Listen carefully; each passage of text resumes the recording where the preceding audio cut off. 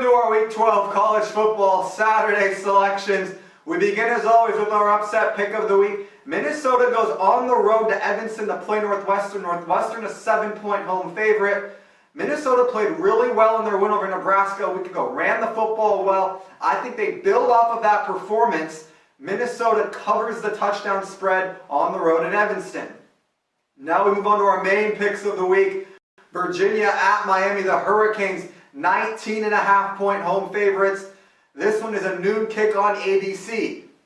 What I like in this one is Miami comes in with a legitimate defense. The questions many have for the Hurricanes in this one, could it be a letdown game off of the big primetime wins in front of raucous home fans against Virginia Tech and Notre Dame? How do they handle the noon kick against a team that in Virginia isn't quite as highly regarded as Virginia Tech and Notre Dame?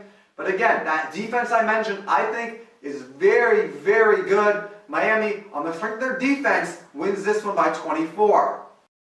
Our next one, Navy goes in the South Bend to play the Irish. The Irish are 17-point home favorites. Notre Dame's coming off a big loss against Miami last week, but in their home wins this season, Notre Dame is averaging well over 20-point margins in those wins. Notre Dame, a team that had a bad year a year ago, there's a lot of pride for them they're still playing for. They're still playing for a New Year's Six Bowl, kind of on the far fringe of the playoff discussion. But that New Year's Six Bowl, there's a lot of pride. They were so bad a year ago, I think Notre Dame, with that pride, comes in and wallops Navy by 21. Moving on to SEC action now. Mississippi State goes on the road to play Arkansas. The Bulldogs are 11.5-point road favorites. I just don't get this one right now. Mississippi State is a team that just pushed Alabama to the final play of the game, yet they're only 11.5-point home favorites against a team that just fired its athletic director and is probably going to be looking for a new head football coach in 2 weeks. I don't get it. I think Nick Fitzgerald and Aries Williams, this Mississippi State team, controls the line of scrimmage against an Arkansas team that's really just been mad over the last few years.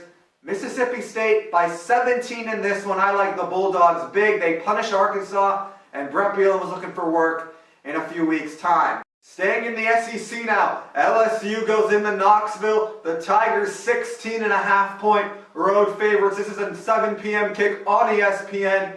SEC primetime game. Tennessee just fired their football coach, Butch Jones. Does that play a factor here? The way I see this one is kind of clear. Maybe Tennessee has a little bit of extra motivation because they fired Butch Jones. Play well for your intern coach, Brady Hoke. I just don't think Tennessee, even if they play hard, I don't know if it matters.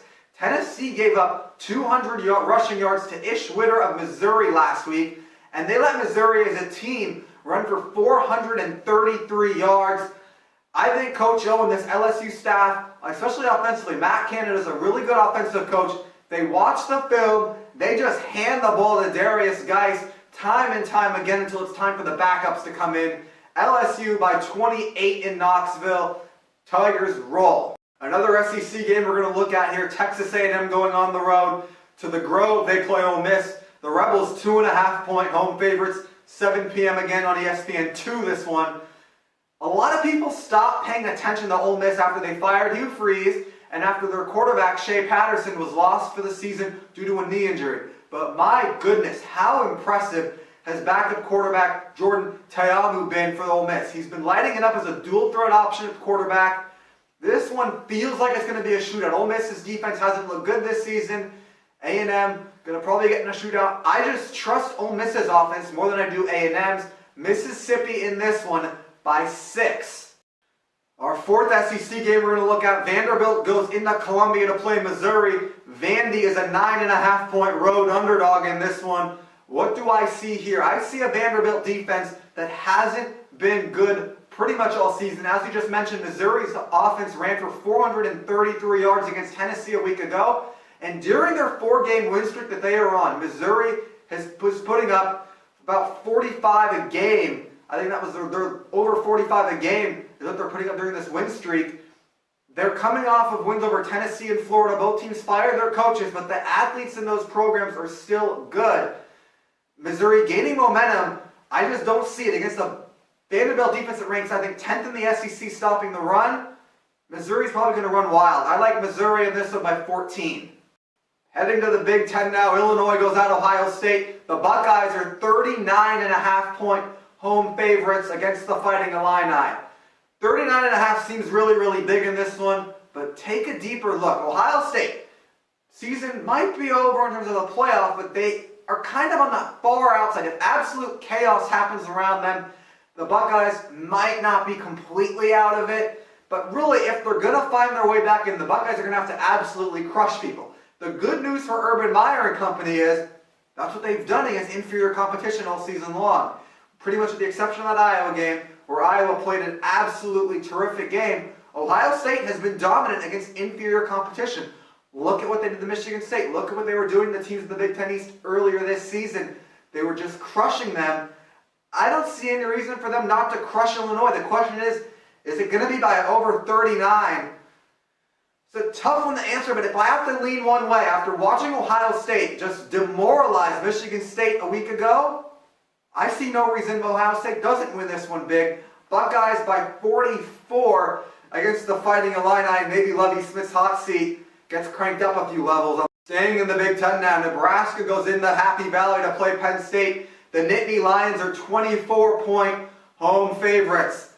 If Minnesota, this is something you have to consider, if Minnesota ran for over 400 yards against Nebraska last week, what exactly do you expect Saquon Barkley and this Penn State offense to do? Penn State big in this one. I have Penn State winning by 30 at home over Big Red. Mike Riley probably gone after the season. Now we have our two biggest games of the week. Michigan at Wisconsin's one of them. The Badgers are 7.5-point home favorites against the Wolverines. This is a noon kickoff on Fox. This one feels like a big game. The problem with Wisconsin I've had with them all season long, I feel like when they go up against an elite defense, whether it's Michigan, whether it's in Ohio State, whether it's against one of those SEC defenses or one of those ACC defenses, I believe they're going to have problems because they're just too one-dimensional. I don't think they can throw. Alex Hornibrook is a meh quarterback. They're without Quintez Cephas. Jazz Peavy left the program. Hasn't played all year. I don't see Wisconsin being able to throw the ball efficiently. And against a Michigan defense that's very talented, I think that's going to be an issue. I think Michigan's starting to figure things out a little bit better than it was when they were struggling to put up points against Michigan State. And I think Michigan goes on the road in Madison as a result of Wisconsin being too one-dimensional. I like Michigan to pull off what many would consider a big upset. I think Michigan's a better football team. They're going to be more balanced. And that's saying something. Michigan with a big upset in Madison this weekend. And now, of course, our game of the week, UCLA on the road to play its crosstown rival, their bitter crosstown rivals from Southern California, USC. The Trojans are 16-point home favorites in primetime on ABC. Bruins-Trojans rivalry game primetime. USC is starting to get healthy, but it might be too little too late in regards to the playoffs. That bitter loss to Notre Dame kind of felt like one of those games when Sam Darnold lost that snap on that first drive. It kind of felt like the air was let out of that USC team. They already had a lot of defensive injuries. Offensive line was banged up. That kind of just took the wind out of their sails. They're starting to get healthy.